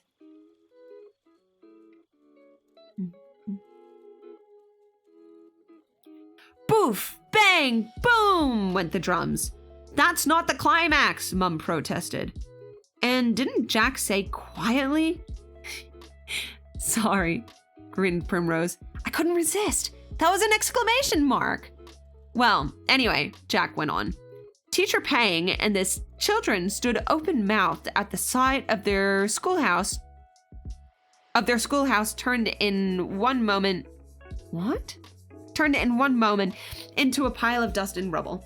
"What luck!" cried Ah Chu, who hated spelling tests. "No more school! Who's coming fishing?" "Not me," said Tashi. "Fishing is one thing. Holidays are fun. But just think, to have no school at all, ever? It would be so boring." I agree with Tashi, actually. A meeting was called in the village to try and find a way of building a new school. A few people brought along some timber and roof tiles and put them in the middle of the square, but there was not nearly enough. No one had any money to spare, as usual. And then, 2 strangers wandered into the square. They were a mysterious-looking pair. Their clothes didn't quite fit, and although their large hats hid most of their faces, Tashi thought he saw a pair of yellow tusks as one smiled. And there, as one stranger turned to point Tashi out to the other, Tashi saw a tail poking out from under his coat. Demons! "Oh, those thick-headed thugs," cried Dad. "Remember when they poured spiders and snakes onto Tashi and he tricked them jumping into that old dragon's blood tree?" "That's right," said Jack. "And that's why Tashi was especially nervous now, because demons are always dangerous, but angry demons with revenge in their hearts, they're diabolical." And now, what on earth were they doing in his village square? The demons stood still as stones, listening to all the talk and wild suggestions. But finally, one of them boomed over all the voices. "No, no, what you must do is give us a race around the village. We'll race one of these children." He pointed a claw finger at Tashi. "This little Dillblot here, for instance. If he wins, we'll give you all the bricks and timber for a new school." "And if he loses?" "If he loses, he'll be ours to do with as we will." And behind his hand, he gave a laugh that cracked with demon spite. "Oh no!" cried the villagers and Tashi's family, especially Tashi's family. But the Baron pushed through the crowd. "I think that's an excellent idea. Who would like to wager that Tashi wins?" The villagers were so eager to show their faith in Tashi that they all put their hands up before they'd realized that they'd been tricked into agreeing. "That's settled then," the Baron snarled nastily. The demons poked each other in the ribs and snickered. He's the Dillblot, exploded Dad. That Baron could buy 10 new schoolhouses for the village and not even dent his mountain of money. But would he? Never. "Firstly, I'll go home and get my running shoes," Tashi told the villagers. "I'll be back in 1 hour," he called over his shoulder. "Yes, so will we," hissed the demons. And Dashi? No. Hold on. And Tashi spied fat drops of drool sliding out from beneath their tusks. Now where were they off to? Tashi wondered as the family hurried home with him, begging him not to take part in the race. "Don't worry," Tashi comforted his mother. "I'll be quite safe with these on." And he pulled out the magic dancing shoes out of the playbox in his room. "In just a few seconds, I can leap across fields and forests with these." While he was putting his shoes on, he told the family that they were right to be suspicious of the strangers. They were 2 demons who had tortured him with spiders and snakes once before. The family was horrified. "I thought there was something odd when they called you a Dillblot," said Tashi's father. "What does that mean?" I said to myself. Now I know. Demons, eh? They're famous for their poor vocabulary. Now, Tashi, my boy, if you must do this, please test your shoes one last time to make sure that the magic is still working. Tashi agreed, and when they returned to the square, all the villagers were waiting. The wicked Baron raised his silk handkerchief. "Let the race begin!" The demons bared their tusks, and their terrible eyes spun and blazed at the word "go!" Oh, and blazed, but the word "go!" They shot off toward the forest. Tashi had never seen anyone run so fast. He waited until he felt his feet tingle, and then he was away. In 2 minutes, he had flashed past the astonished demons. He'd just reached the halfway mark when his foot touched the ground for the next step. He just reached the halfway mark when, as his foot touched the ground for the next step, a loop of tough vine closed around it, and he was jerked upside down. He found himself swinging from a tree. Hadn't he stepped into the... Whoa! Oh my god, I can't read. Give me a sec.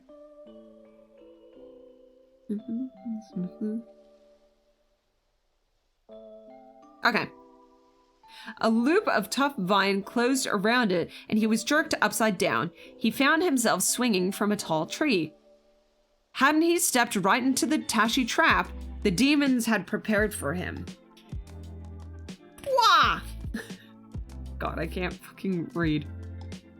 In the distance, he could see the demons coming nearer. He struggled and rocked himself in anguish. He knew they would do to him what they... Oh, far out, man. I can't read. He struggled and rocked himself in anguish. He knew what they would do to him once they had found him dangling helplessly from a tree. He jerked and twisted, but the vine held him fast. And then he noticed he was swinging a little. He arched his back and drew up his knees. His swings grew wider and higher. Just a little more, and he was able to grab at a branch and pull himself up. There were crashing sounds down in the bushes below, and the two hot and dripping demons went panting past. Tashi sat astride the branch and slipped the vine over his ankle. Then he scrambled to the ground and set off again. He was just catching up with the demons when he noticed that a mist was rolling in through the trees. In an instant, it had thickened so much that the demons ahead disappeared from sight. Tashi crept on slowly, feeling his way, bumping into trees. The fog was cold, like a rain cloud, and tasted stale and wet on the lips. He kept blinking against the gray light, but it was as if a bandage had been pulled tight over his eyes. He jumped when he heard the demons' voices right beside him. "I can't believe you let the misty stuff out of the bottle in front of us instead of behind. How'd you reckon you'd find our way through this fog thing?" shouted the first demon. "I didn't think," whined the second. "Couldn't you just put it back in again? You can't put the fog thing back into the bottle once it's out, you dillblot. Don't you know anything?" "At least Tashi won't be able to see either. We'll have to sit here until it blows away, dillblot." Tashi moved on carefully until his outstretched hands met a fence. He followed the fence around until he came to a familiar gatepost. "I know this gate," he said joyfully. "It belongs to Granny White-Eyes." Granny White-Eyes was so called because she could not see. Tashi and the other children of the village loved going to her house because she always had an interesting story to tell. Her brother had been a sailor, and she'd accompanied him on many trips to exotic parts of the world. Tashi crawled up the garden path and knocked on the door. Lotus Blossom opened it. "Hello, Tashi." "Oh, Granny White-Eyes," she called into the darkness behind her. "It's Tashi, come to see you." An old woman slowly came to the door. "Tashi, come in. What a lovely surprise. I wasn't expecting you today." "Well, This isn't exactly a visit, said Tashi. It's like this. And he told her all about the schoolhouse and the demons and the race. So, he finished, I was wondering if you could lead me back to the village, Granny White Eyes. Of course I can, she laughed. Mist or no mist, it makes no difference to me. I know every twist and turn in the path as well as my own kitchen. Come on. Tashi held on tight to her coat, and they set off at a brisk pace through the blinding mist. Just before they reached the village, the fog cleared and Tashi stopped. I can see now, Granny White Eyes. Would you like to run like the wind with me on my magic shoes? Her face creased into a wide smile. Tashi, I would. Tashi knelt down as she climbed onto his shoulders. Granny screamed with delight as they sped over the ground. Oh, Tashi, I never thought I would fly through the air like this. It's wonderful. And didn't the village cheer when they zipped into the square? The people crowded around to hear what happened, nudging each other, trying to get close to Tashi. All except the Baron, of course. He went home. A bedraggled pair of demons finally made their way back to the village. They cursed and spat and dill-blotted everywhere. But by late afternoon, they had unloaded a cart full of bricks and tiles in the village square. And that is why the new schoolhouse has Tashi's name over the door, and why sometimes on cold Monday mornings, especially when there's a spelling test, his friend Ah Chu mutters, "What a clever Tashi." Mum sighed happily, and then jumped as if she had been shot. Boof, bang, boom, went the drums. You were a bit late, weren't you, Primrose? Said Mum crossly.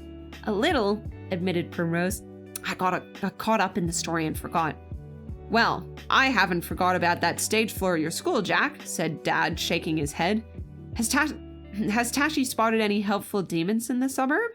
Not yet, said Jack, but he's keeping an eye out. The end.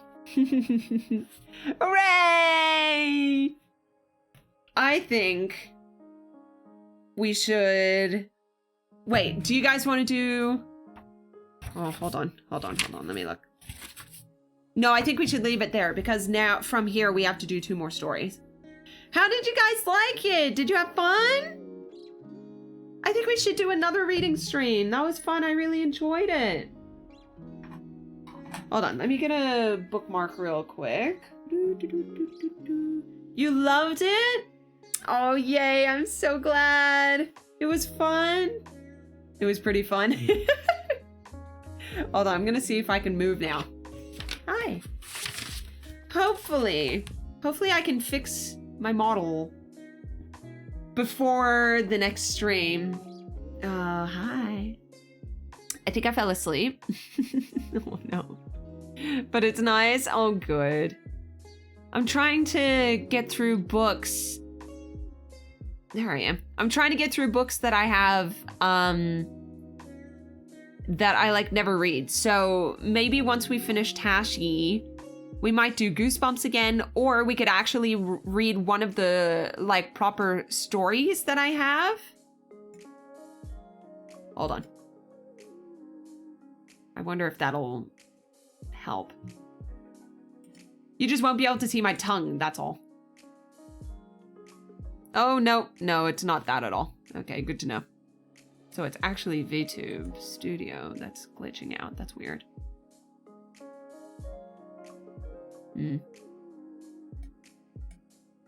That's really weird, actually. That was a good stream. I loved it. Loved its fits. It fits. I just kind of zoned out and got EP myself. Yeah, I feel like it'll be a good one to help people if, you know, maybe they're a little like feeling like anxious, or you know, sometimes like when it's thundering at night and I can't fall asleep and I need something in the background, it'd be good to be able to have like on in the background or something like that. So hopefully it's a good one for people later. But yeah, I had a lot of fun. I'm really sorry about my model glitching out. I have absolutely no idea why. I think it would be fun to be able to have this background a little bit more, where it's like a cozy vibe, and do that. But yeah, I think it was, I had a lot of fun. I hope you guys did too. But, seeming as my face decides to actually not, work, I might have to end stream now just so that I can try and figure it out. We need some actual zany ASMR to sleep to. Oh god, I don't even know what ASMR I would do. I could try. I could definitely try. But I don't know what I would actually do, you know. I could definitely try. But okay, what do we think about raiding someone? Should we see if there's someone to raid?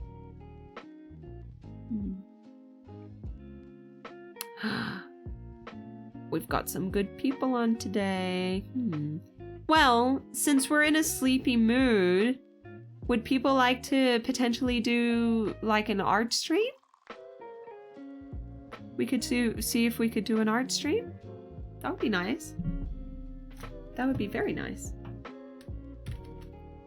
It's either, hold on, let's have a look.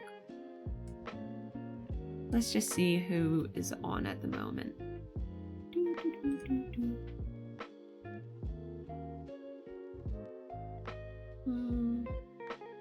Oh yeah, 100%. Let's do an art one. This one looks really good. Okay, so.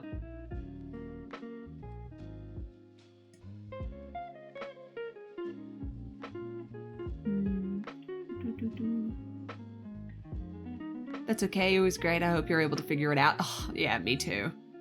Me too. You did really well today, my friend. Really well in light of your model not working. Thank you. I hope you don't mind that I was sleeping the whole time. I'm sure you could probably tell at one point I was very, very frustrated. Very frustrated.